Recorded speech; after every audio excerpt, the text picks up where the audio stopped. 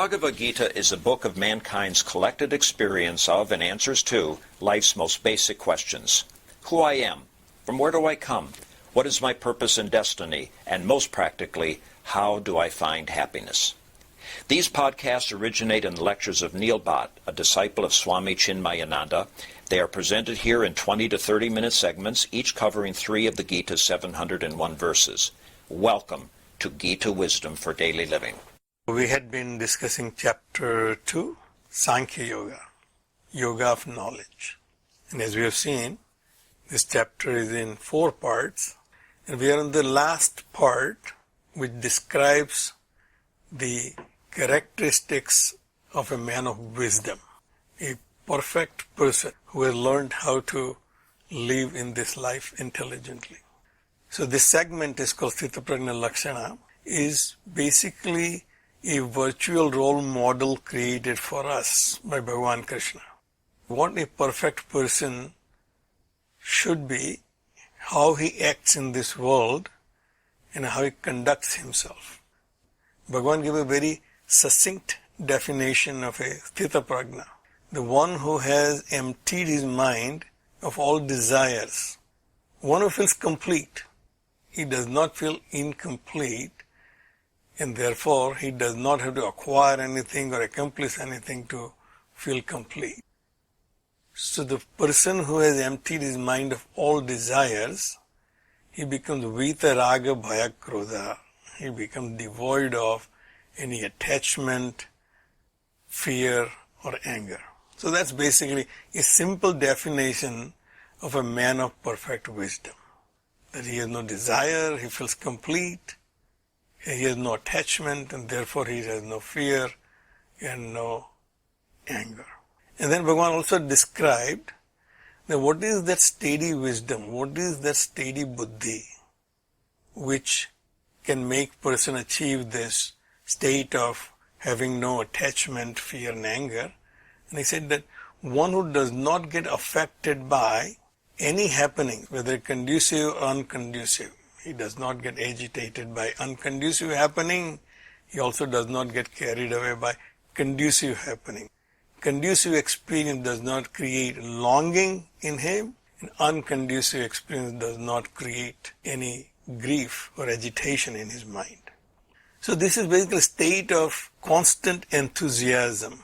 He is constantly enthusiastic about living his life in a perfect state of mind. Reminds me of my last boss, basically when I left my last office and started NBG Architecture. He was a unique person, full of energy. Anytime I'll go to him and say, Dan, we have a new project, he'll get excited, tell me what to do. He will be always encouraging.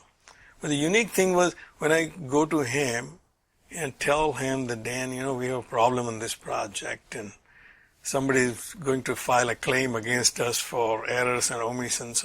But some of the things which we always dread to go to your boss and tell him, because he will be disappointed. How can you do this, Neil?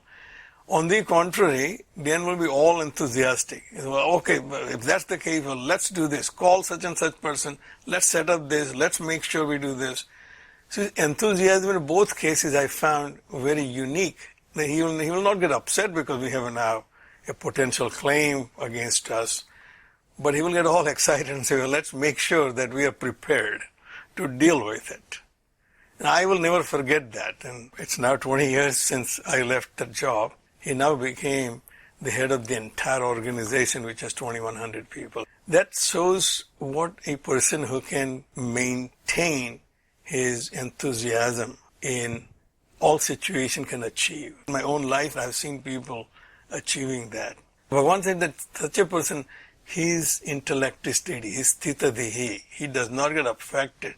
His enthusiasm for acting in this world is not affected by the experience he is experiencing. So Bhagavan defined a role model, a man of perfect wisdom. So we come to the conclusion, if we achieve that state, we got it made, we don't have to do anything after that. Bhagavan said, no, you have to be very careful. So then Bhagavan gives us a warning that be aware that your senses are very powerful. Indriyani pramatini, harati prasabam manaha. It can take away the tranquility of mind. Because the very nature of senses is to go out and get impressions of all the objects. So what we know about objects is not really the actual nature of the object, but what we have perceived about that object. That is the nature of senses. Those perceptions created on my mind, if my mind is not careful or it's not under the control of my intellect, then it will get carried away again. And then it will lose its tranquility. So Bhagavan said, be careful. Therefore, a man of perfect wisdom moves around in this world like a tortoise, that whenever it senses danger, it withdraws all its limbs. So a man of perfect wisdom does not give up this world of plurality. He has to live in this world, but he lives with his senses under control of his mind. So mind is under the control of the intellect and senses are under the control of the mind. That is the basically state of a perfect wisdom, Bhagavan said. So he moves around in that fashion. And why that is what we have seen in the last two verses, the ladder of fall. And it says that everything starts from constant contemplation on sense objects. Dhyayato visayan punsaha.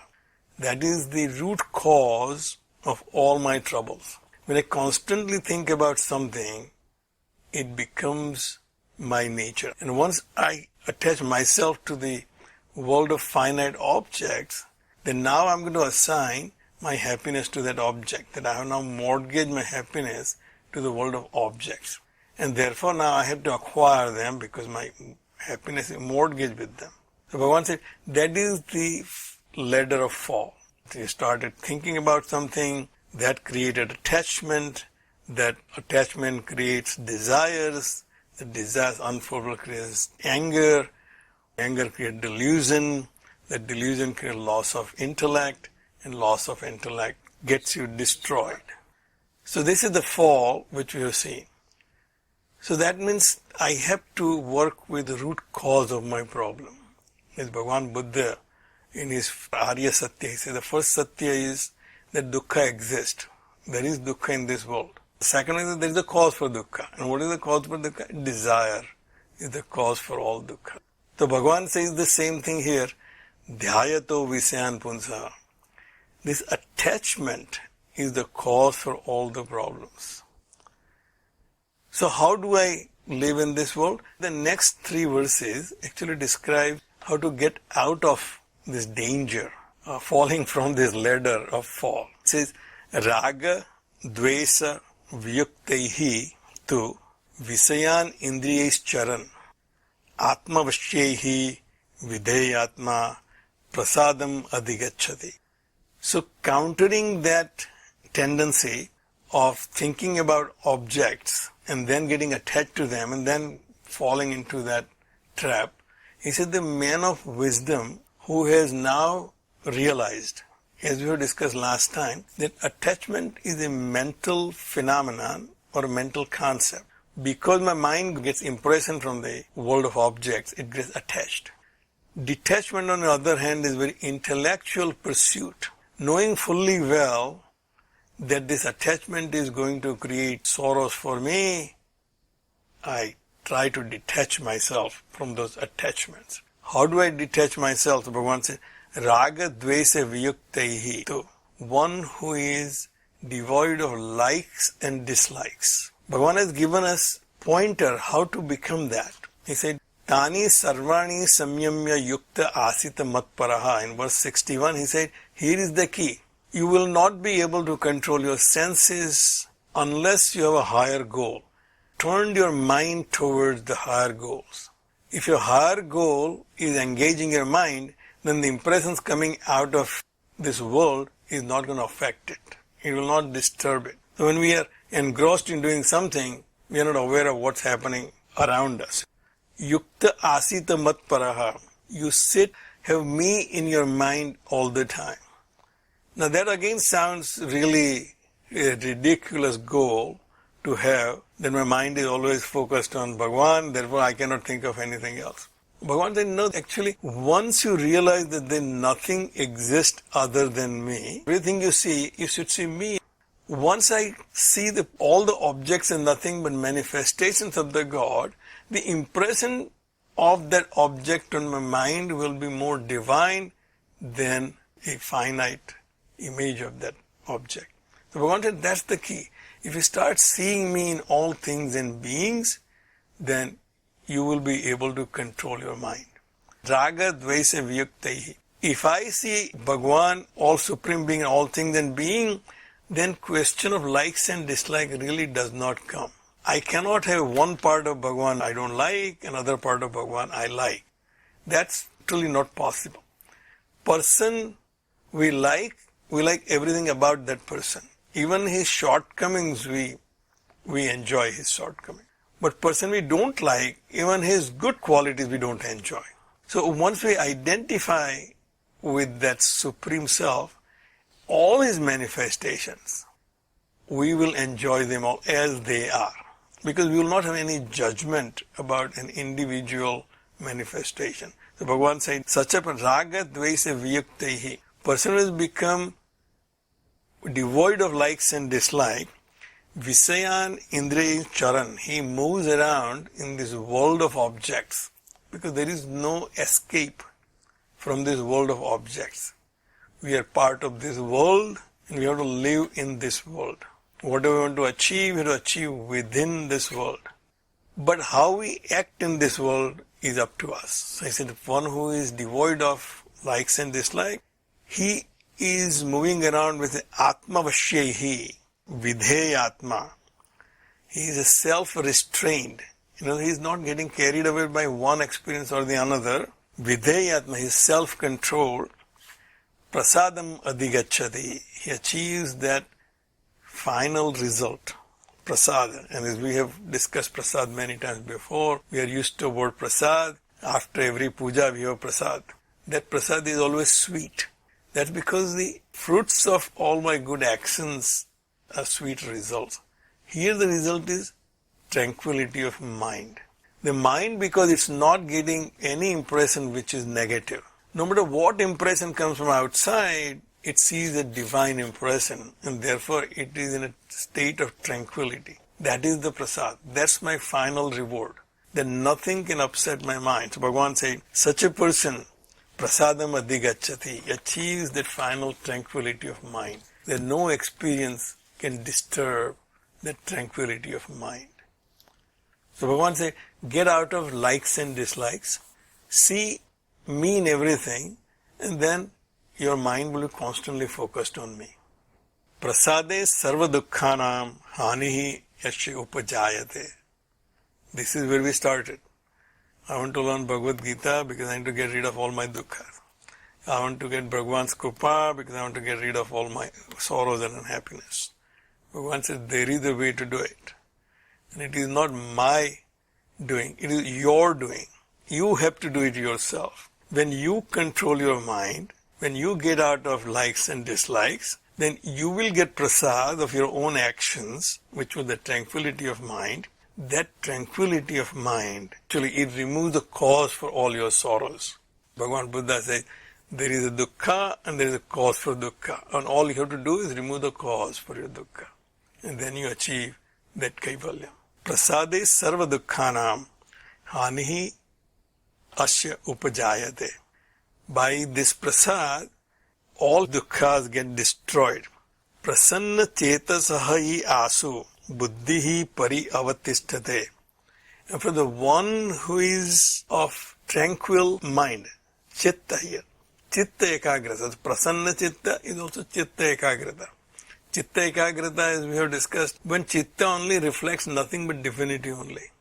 Chitta is a mirror which is reflecting all the impressions from outside. When all these impressions outside are divinized by my focusing on the divine self who created this cosmos out of his own self. As we have discussed before in this logic of causation, that if this world exists, there must be a creator. The creator needs to have two causes, efficient cause and material cause. He is the efficient cause because he knew how to create this world, but he also needed material, and the material is nothing but his own self. Therefore, now, my mind, the chitta, is reflecting only one and one entity alone, that the Supreme Self, no matter what impression comes from outside. That's a prasanna chitta, chitta ekagrata, which is in Yoga Sutra says dharana. Constantly focusing on a one goal and one goal alone is chitta ekagrata.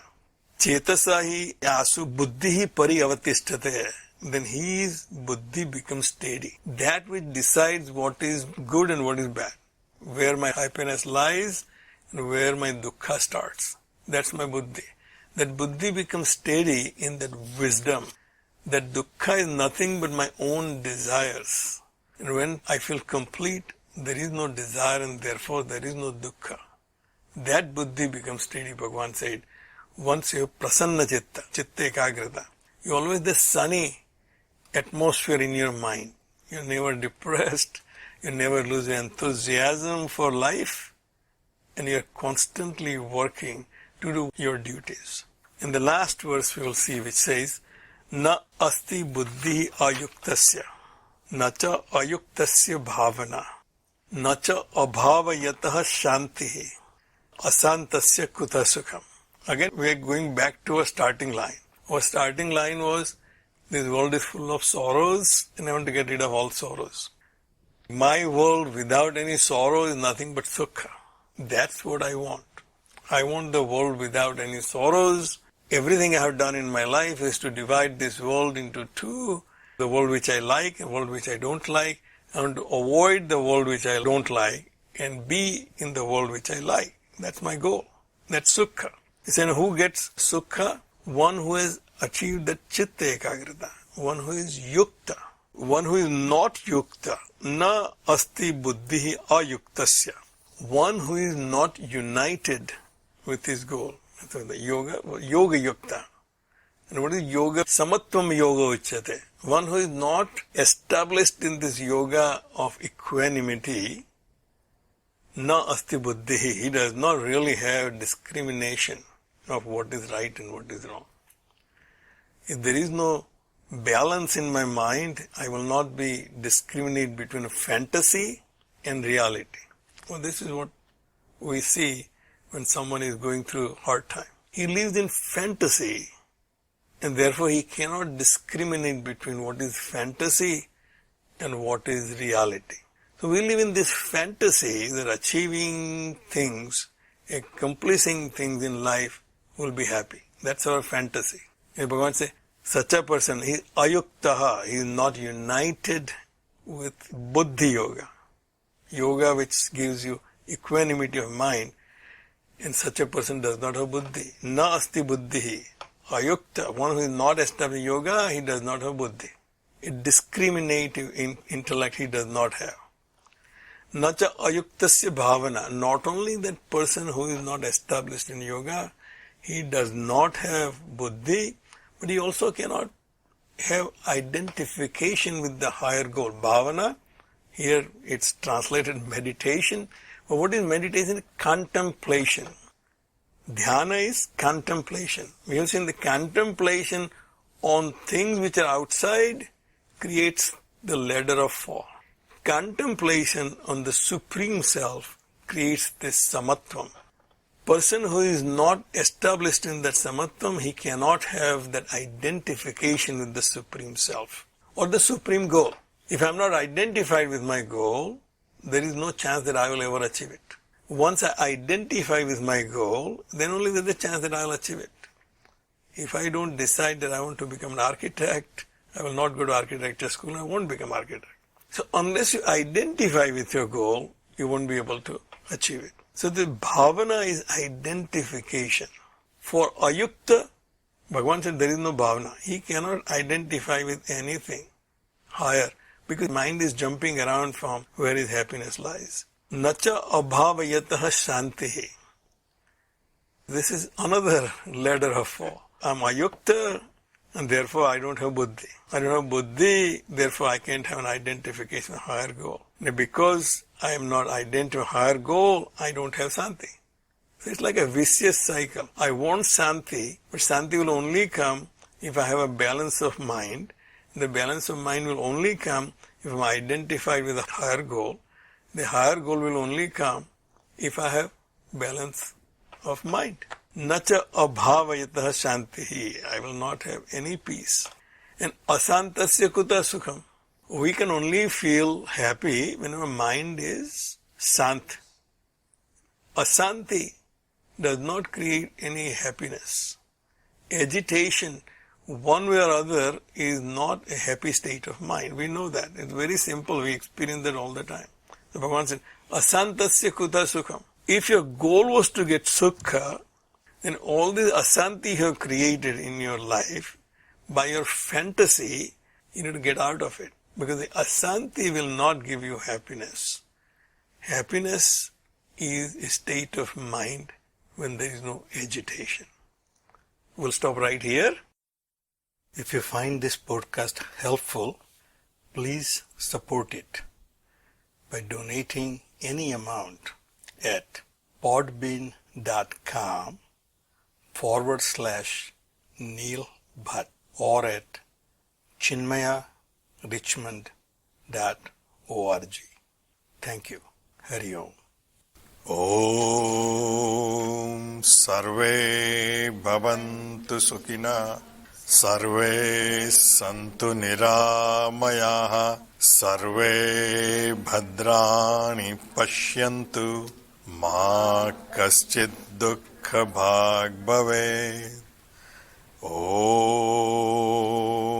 Shanti Shanti Shanti.